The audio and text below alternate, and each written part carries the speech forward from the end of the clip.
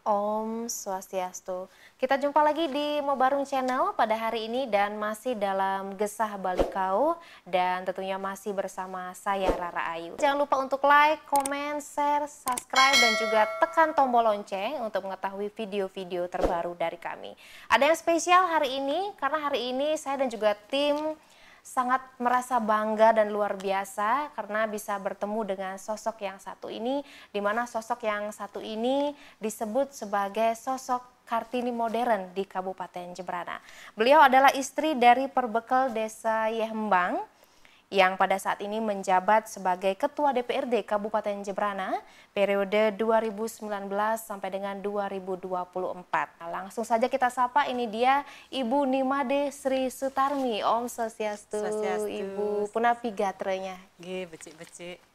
Ibu Nimade Sri Sutarmi ini merupakan Ketua DPRD perempuan pertama untuk Jemberana dan juga Bali. Ini sangat luar biasa. Kita mau tahu juga seperti apa perjalanan dari Ibu sendiri sampai dengan bisa masuk dalam dunia politik, Ibu. Sebenarnya saya tidak pernah memiliki cita-cita untuk masuk ke dunia politik. Ya. Kalau boleh berbicara cerita ke belakang sejenak, begitu saya tamat di SMA, waktu itu di SMA 1 Negara, saya melanjutkan kuliah di FKIP UNUD di Singaraja. Kalau melihat dari latar belakang akademik saya, tentunya harusnya menjadi guru untuk di SMA, karena saya kuliah di Universitas Fakultas Keguruan Ilmu Pendidikan. Nah, waktu itu saya kuliah sampai dengan diploma 3. Nah, selesai di Singaraja di UNUD tahun 1990, saya melanjutkan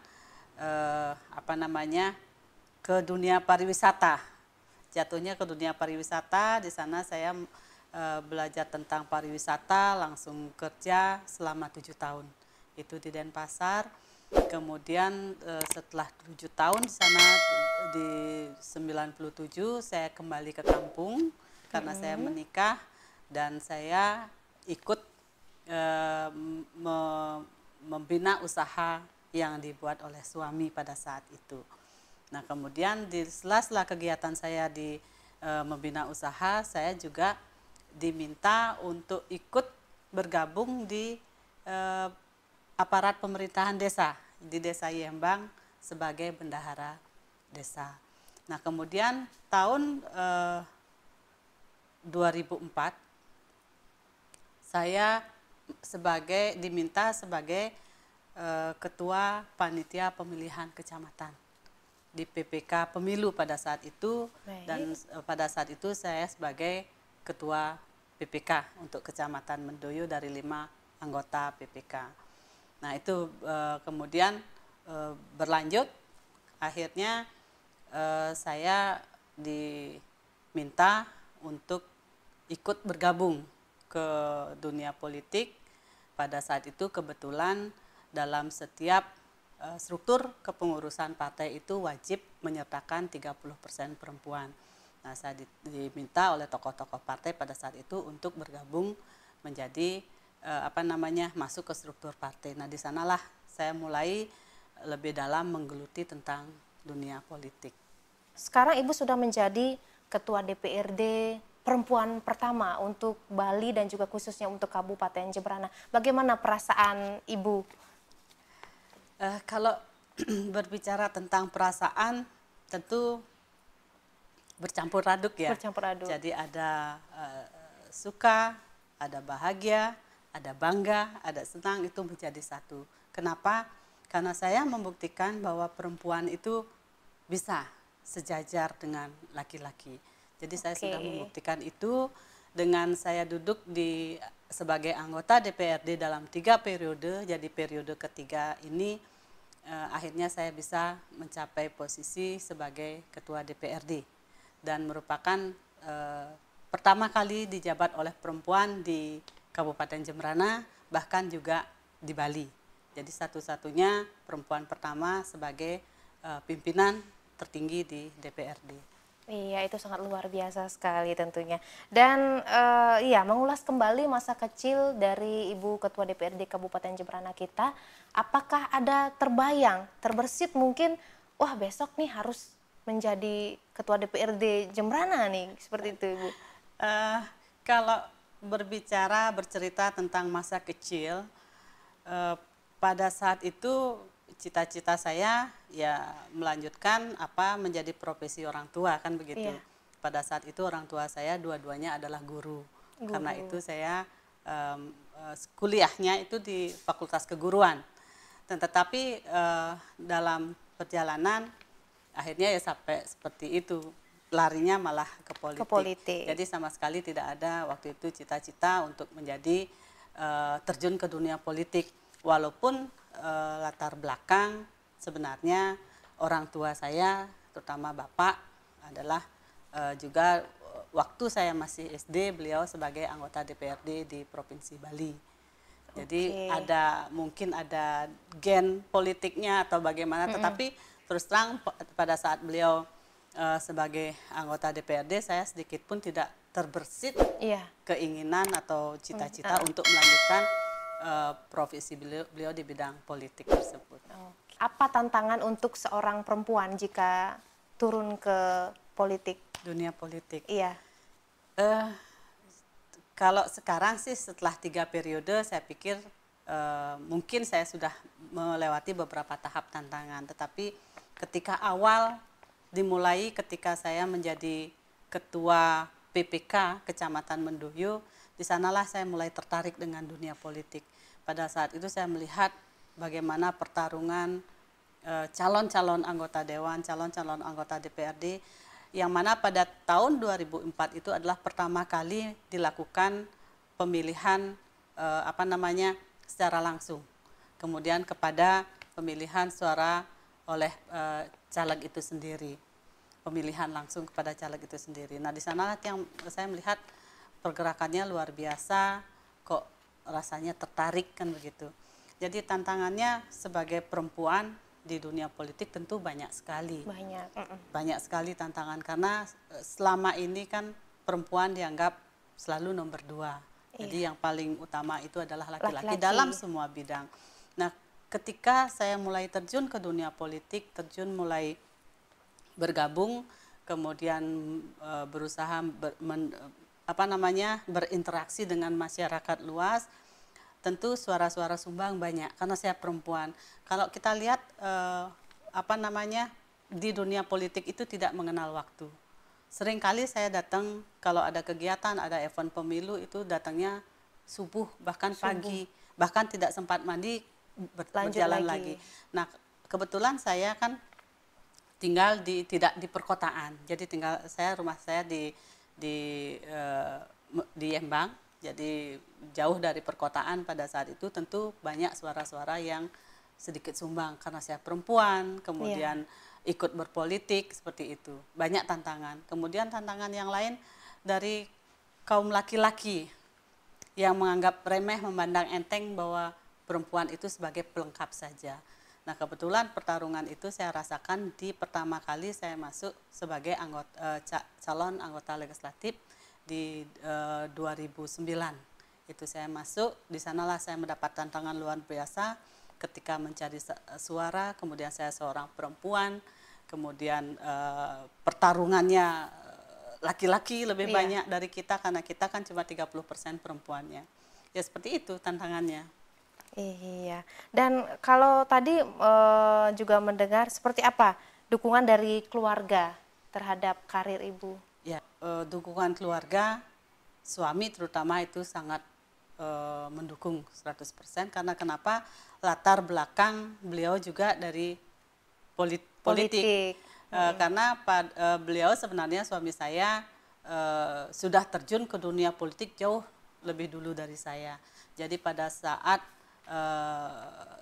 tahun 95 beliau sudah bergabung ke politik. Sebelum itu bahkan beliau menjadi salah satu pengurus partai politik di tingkat kabupaten.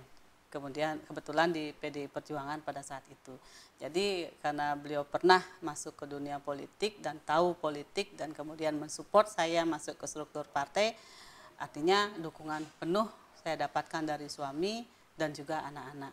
Artinya ketika keluarga sudah mendukung 100%, tentu jalan saya lebih mudah untuk meniti karir di dunia politik. Selanjutnya apa yang menjadi motivasi Ibu untuk mencapai target menjadi anggota DPRD?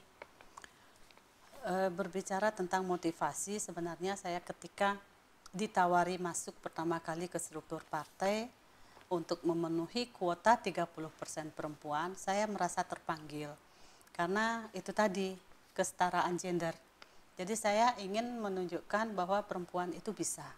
Bahwa perempuan itu bisa menyaingi, berdiri sama tinggi dan duduk sama rendah dengan kaum laki-laki. Iya, laki-laki. Nah, itu menjadi motivasi saya. Kemudian saya ingin juga memperjuangkan kaum perempuan di kehidupan kita yang sekarang. Saya ingin memperjuangkan karena banyak sekali sebenarnya kasus-kasus perempuan yang harus kita tangani. Karena itu saya hal-hal itu yang memotivasi saya untuk tetap berada di karir politik saat ini. Selanjutnya bagaimana cara Ibu untuk membagi waktu antara pekerjaan, apalagi dengan agenda yang sangat padat dan juga anak-anak, bagaimana Ibu? Membagi waktu, memang kita harus benar-benar pintar memanage waktu ya, time management istilahnya. Artinya kita berangkat dari seorang ibu rumah tangga. Jadi itu profesi yang paling utama bagi saya di samping saya sebagai ketua DPRD. Karena kenapa? Saya harus pintar-pintar membagi waktu, perhatian kepada anak-anak. Saya memiliki 3 orang anak. Jadi yang pertama itu sudah 23 tahun, sekarang sudah masih mengenyam dunia pendidikan, masih kuliah di S2 di UNUD. Kemudian yang kedua baru tamat SMA dan sekarang sedang mencari kuliah di UNUD. Kemudian ketiga SMP. Jadi saya harus benar-benar membagi waktu untuk mereka. Biar bagaimanapun anak-anak itu dekatnya ke seorang ibu. Iya, betul. Jadi pasti. biar walaupun agenda saya padat, kegiatan saya padat, saya selalu mengutamakan komunikasi. Jadi tugas saya sebagai ibu rumah tangga, sebagai seorang ibu selalu saya utamakan. Kalaupun saya tidak bisa dekat dengan mereka, tetapi komunikasi tetap berjalan. Apapun yang ingin kita diskusikan, kita bicarakan itu melalui komunikasi tetap berjalan. Jadi selama ini saya belum pernah menemukan kendala terkait dengan hubungan kami di keluarga dengan waktu yang sangat padat sebagai ketua DPRD. Jadi selalu saya menyempatkan diri karena saya di rumah adalah seorang ibu rumah tangga, bukan ketua DPRD. Jadi kegiatan sebagai ibu rumah tangga tetap saya laksanakan. Jadi saya bangun pagi, masak itu selalu saya siapkan waktu. Kemudian ketika sore ada di rumah, belajar bersama dengan anak-anak, mendampingi mereka tetap saya lakukan. Baik, dan selanjutnya nilai-nilai apa yang ingin Ibu turunkan untuk anak-anak? Kalau kita lihat dari apa yang kita dapatkan sekarang di dunia politik, banyak sekali pembelajaran yang bisa kita berikan kepada anak-anak kita, kepada mungkin juga generasi muda. Bagaimana kita bisa, yang pertama adalah memanage waktu agar waktu itu benar-benar berguna untuk orang lain. Jadi bagaimana kita bisa menyiapkan diri kita untuk menyumbangkan tenaga dan pikiran kita untuk perkembangan atau kemajuan sebuah kabupaten atau bangsa atau negara. Di sanalah kita bisa menanamkan. Saya sering tanamkan itu pada terutama anak-anak saya, membangkitkan motivasi mereka bahwa apapun yang mereka inginkan, apapun yang mereka cita-citakan, kalau itu tujuannya benar, tujuannya bagus, pasti akan tercapai. Jadi saya selalu memotivasikan kepada mereka bahwa saya sebagai contoh, saya berangkat dari tamatan diploma 3, bukan sarjana, tetapi saya mampu mencapai posisi sebagai ketua DPRD. Itu berdasarkan motivasi, berdasarkan tekad, kemudian berdasarkan kemauan untuk membangun dan membantu masyarakat. Iya, jadi bisa dibilang semangat dari Ibu Ketua DPRD kita ini adalah semangat dari Kartini modern yang selalu mengajak kaum perempuan untuk lebih bersemangat lagi untuk tidak selalu dianggap lemah tentunya. Dan terakhir Ibu, untuk pesan-pesan generasi muda terutama para kaum perempuan, seperti apa pesan-pesan Ibu? Untuk pesan-pesan bagi kaum milenial, terutama anak-anak muda, perempuan, jangan pernah merasa rendah diri, jangan pernah merasa minder ketika kita ingin mencapai suatu apa yang dicita-citakan. Karena peluang itu akan selalu ada jika kita memiliki motivasi untuk mencapai suatu kesuksesan. Jadi jangan pernah ragu untuk maju dan sukses. Baik, terima kasih Ibu Ketua DPRD. Ini Oke, sangat luar sama-sama. biasa sekali bisa ngobrol-ngobrol bersama beliau pada hari ini. Dan tentunya semoga selalu sehat Ibu, sukses Astungkare, terus. terima kasih. Ya, dan tentunya untuk Anda semua jangan lupa untuk like, comment, share, dan juga subscribe. Dan juga jangan lupa untuk tekan tombol lonceng untuk mengetahui video-video terbaru dari kami. Terima kasih untuk Anda semua yang sudah nonton dalam Membarung Channel. Om Santi Santi Santi Om.